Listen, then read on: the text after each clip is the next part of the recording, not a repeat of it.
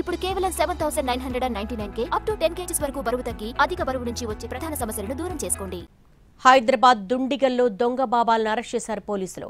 నిందితుల నుంచి బొమ్మ తుపాకీ, కత్తితో పాటు నగదు స్వాధీనం చేసుకున్నారు. నలుగురు ముఠాగా ఏర్పడి బాబాల అవతారమెత్తేశారు. అమాయకులను టార్గెట్ చేసుకుని పూజల పేరుతో ఇంట్లోకి వెళ్తారు. ఇంటి యజమానులపై మత్తుమందు చల్లుతారు.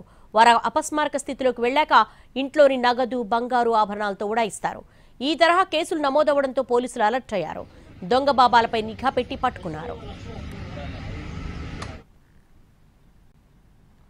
కొంతమంది వ్యక్తులు వచ్చేసి డబ్బుల్ని పూజ చేసి ఆ డబ్బులు ఎంతైతే మనం పెడతాం దానికి డబల్ మేము చేపిస్తామని చెప్పేసి నమ్మబలికి మోసపూరితంగా చేసి అతనికి ప్రసాదం రూపంలో మత్తు మందు కలిపి అతను స్లో కోల్పోయిన తర్వాత అమౌంట్ని తీసుకొని పోవడం అనేది వీళ్ళ యొక్క మోడస్ ఆపరెండి.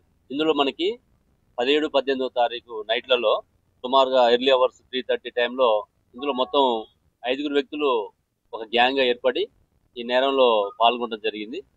అందులో మెయిన్ ముద్దాయి మనకి ఇంకా పరారులో ఉన్నాడు. మిగతా 4 మనం నిన్న సాయంత్రం అదుపులోకి తీసుకోవడం జరిగింది. అందులో వాళ్ళ పేర్లు మహమ్మద్ ఇర్ఫాన్.